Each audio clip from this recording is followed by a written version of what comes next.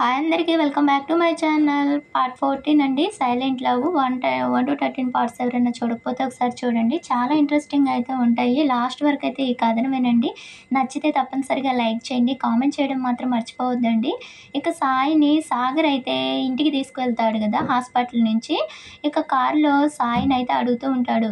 మీరేం చేస్తుంటారు అనేసి అడిగితే ఇక సాయి అయితే క్యాబ్ డ్రైవర్ అనేసి చెప్తూ ఉంటాడు. ఓహో!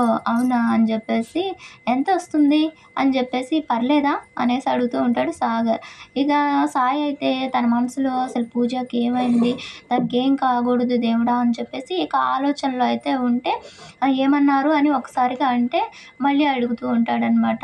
ఇక దాంతో మనీ పర్లేదా అంటున్నాను అనేసంటే, "ఆ! ఓకే" అనేసి అంటాడు సాయి.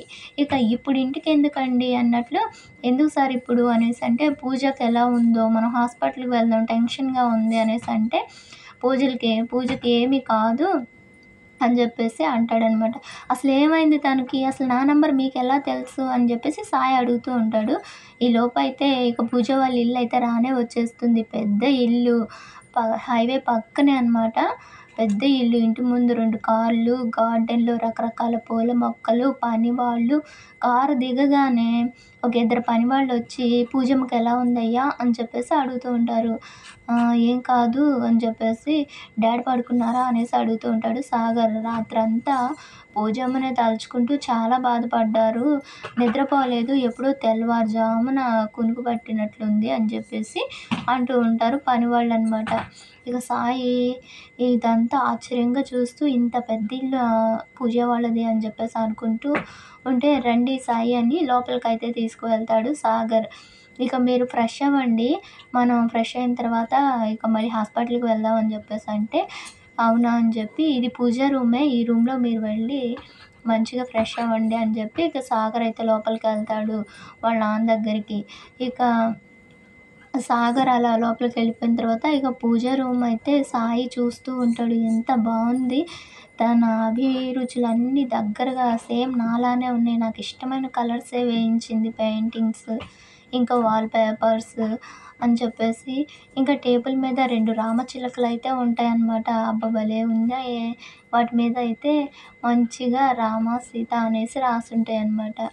ఇక ఇవన్నీ చూసి చాలా బావుంది పూజా రూమ్ అనేసి అనుకుంటూ ఉంటాడు. అక్కడే అప్పుడే ఒక డైరీ అయితే కనిపిస్తుంది. ఇక నెమ్మదిగా అటువైపు అయితే వెళ్తాడు. ఇక దాంట్లో డైరీ అయితే తీస్తే హాయ్ సాయి అని చెప్పేసి ఈ డైరీ చదివే సమయానికి నేనుంటానో ఉండనో తెలీదు. నా కోసం నువ్వొస్తావని మాత్రం తెలుసు అని చెప్పేసి ఎలా ఉన్నావురా అని చెప్పేసి అంటూ ఉంటుంది. నీకు దూరంగా నేను ప్రాణం లేని లేకపోతే ప్రాణం ఉన్న బొమ్మలా ఉన్నానంతే అని చెప్పేసి దాంట్లో అయితే రాస్తుందనమాట. నేను నీ కంటికి దూరంగా వచ్చాను కానీ నీ మనసుకి ఎప్పుడు గూడా దగ్గరే అని చెప్పేసి ఎన్ని నిద్రలేని రాత్రులు నిన్ను చూడాలని నా కళ్ళు ఎంత పరితపించిపోయాయో అని చెప్పి ఇక కవిత్వంలాగా రాస్తుంది. ఇక అవన్నీ చదువుతున్న సాయికి కళ్ళల్లో నుంచి వాటర్ అయితే వస్తాయన్నమాట. నీ చుట్టూ ఎన్నో కళ్ళుండొచ్చు. నీ కోసం ఏడ్చేవి మాత్రం నా 2 కళ్ళు మాత్రమే సాయి అని చెప్పేసి ఆ రోజు ఎంతగా ఏడ్చానో తెలుసా? ఇంటి నుంచి బయటకొచ్చిన తర్వాత ఫంక్షన్‌లో రెసిపీ చేశాను. అప్పటికే ఫుల్ ఫీవర్‌గా ఉంది. ఇక అలానే ఉంటే ఇక పక్క ఊర్లో మరో ఆర్డర్ అయితే వచ్చింది. ఇక అక్కడి నుంచి అది గూడా చేసేసి ఇక అక్కడి నుంచి ఎక్కడికి వెళ్ళాలో తెలియక చాలా దూరం ఏడుస్తూ నడుచుకుంటా వెళ్ళాను. ఈ లోకంలో ఆడపిల్లకి అండ లేకపోతే బ్రతకడం చాలా కష్టం సాయి అని జెప్పేసి ఇక రాస్తూ ఉంటుంది. అందుకే పిన్ని ఎన్ని తిట్టినా, కొట్టినా నాకు పిన్ని తప్ప వేరే ఆప్షన్ లేదనిపిచ్చింది. అందుకనే వెంటనే వైజాగ్ ఎళ్ళాలనేసి నిర్ణయించుకున్నాను. ఇక రైలెక్కి ఇక వైజాగ్ అయితే వచ్చేసాను. పిన్ని ఏమంటుంది? కొడుతుందా? తిట్టినా అసలు తనేం చేసినా ఇక అక్కడే ఉండిపోవాలి. ఇక అంతకంటే నాకు గత్యంతరం లేదు అనుకుంటూ భయంగా లోపలికైతే వెళ్ళాను అని చెప్పి రాసుకుంటుంది. అంతలో బాబాయ్ హెల్త్ అస్సలు బాలేదని ఇక పని వాళ్ళంతా గూడా బాబాయ్ చుట్టూ ఇక మూసుకున్నట్లు ముసురుకొని టాబ్లెట్లు ఏసుకోండి సార్ అని చెప్పేసి బ్రతిమలాడుతూ ఉంటారు. అప్పటికే నేను లోపలికి వెళ్ళి చూసా.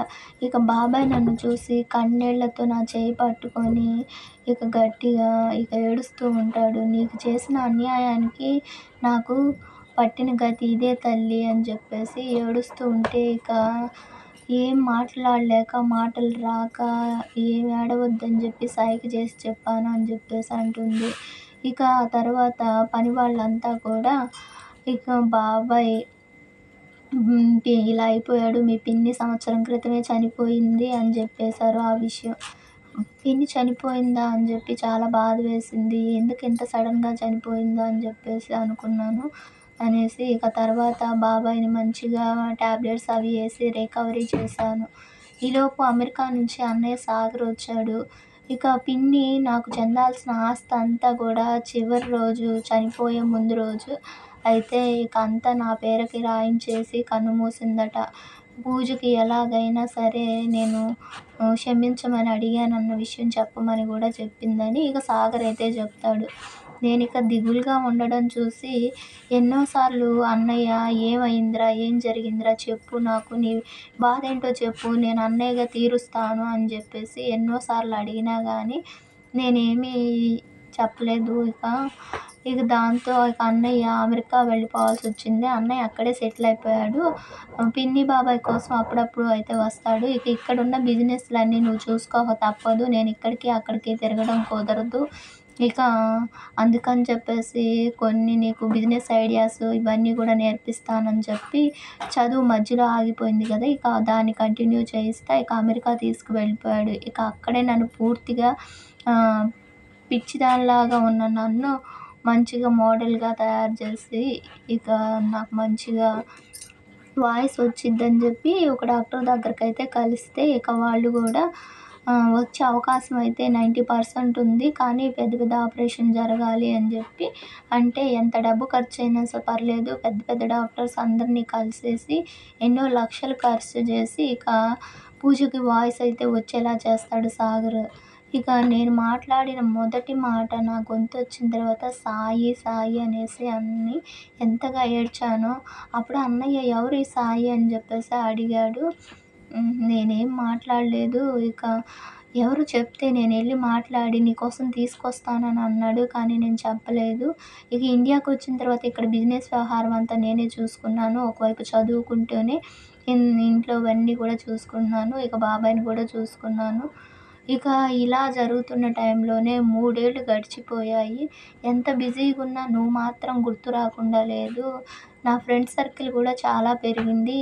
అన్నయ్య ఫ్రెండ్ పేరు అజయ్ అనమాట. తను అన్నయ్య క్లాస్‌మేట్. ఇక తను నన్ను చూసి నాకు ప్రపోజ్ చేశాడు. ప్లీజ్ నాకు ఇలాంటివి ఇష్టం లేదు. వదిలేయండి అని చెప్పేసి నాకిష్టం లేదని చెప్పాను. ఇక దాంతో మీకోసం ఎన్ని ఇయర్స్ అయినా వెయిట్ చేస్తాను అని చెప్పేసి స్టిల్ ఇప్పటికీ తను నా కోసం వెయిట్ చేస్తూ ఉన్నాడు. 3 ఇయర్స్ నుంచి నా ఒపీనియన్ కోసం వెయిట్ చేస్తున్నాడు అని చెప్పేసి రాస్తూ ఉంటుందనమాట. ఇక అంతా చెప్తూ ఉంటుంది. అన్నయ్య కూడా ఏంట్రా ప్రాబ్లమ్? అజయ్‌ని చేసుకోవచ్చు కదా! అని చెప్పి చాలా సార్లయితే అడిగాడు. కానీ నాకేం చెప్పాలో తెలియక నో అన్నయ్య నేను ఇలా ఒంటరిగా ఉండిపోతాను అని చెప్పి ఇక అలా ఉండిపోయాను అని చెప్పేసి ఇక సాగర్ తనకి చెప్పినవన్నీ గూడా జరిగిందంతా గూడా సాయికి డైరీలో అయితే రాసుకుంటుంది. ఇక సాయి అయితే డైరీ చదువుతూ ఉంటాడు గదా! ఇక తర్వాత బాబాయ్ కూడా ఏమ్మా పెళ్ళికి ఒప్పుకో చాలా ఏళ్ళయిపోయింది. ప్రతి ఒక్కరి లైఫ్‌లో ఎన్నో తప్పులు, ఒప్పులు జరుగుతూ ఉంటాయి. వాటినే తలుచుకొని కాలాన్ని ఇలా మధ్యలో ఆపేస్తావా అని జెప్పేసి అడిగినా గానీ ఏమీ స్పందించకుండా బ్రతిమిలాడినా గానీ అలానే ఉండిపోయానని చెప్పి రాస్తుంది. ఇక అంతలో విజయవాడలో మొక్కుందని గుడికొచ్చాను. ఇక ఆ దుర్గమ్మ తల్లిని ఎన్ని సార్లు మొక్కుకున్నానో అమ్మ నా సాయి కనిపించాలి అని ఎంత హ్యాపీగా నీ ఆఫీస్ దగ్గరకైనా వచ్చి నిన్ను కలవాలి అనుకున్నాను. ఒక్కసారన్నా చూసి వెళ్ళాలి అనేసి అనుకున్నాను. సడన్‌గా అమ్మవారే నువ్వు నాకు కనిపించేలా చేసింది. అసలు గుండెల్లో ఎంత హ్యాపీ అంటే ఆ క్షణం మాటల్లో చెప్పలేను. ఆకాశమంత హ్యాపీ అయితే జరిగింది. అలా ఉన్న హ్యాపీ ఎంతో సేపు గూడా లేదు. ఎవరో నిన్ను పిలిచారు కదా! సాయి ఇటు రా అని చెప్పేసి. ఇక నీకు పెళ్ళైపోయిందని చెప్పేసి మీ వైఫే పిలుస్తుందేమోనని చెప్పేసి ఇక అప్పుడే అనుకున్నా మీ వైఫ్ వైపు చూశాను. నా గుండె ఆగిపోయినంత పనయింది. ఇక నీకు పెళ్ళైపోయింది అని చెప్పేసి ఇక తట్టుకోలేకపోయాను. ఇక వెంటనే వెళ్ళిపోదాం అని చెప్పి అన్నయ్యతో అడిగాను.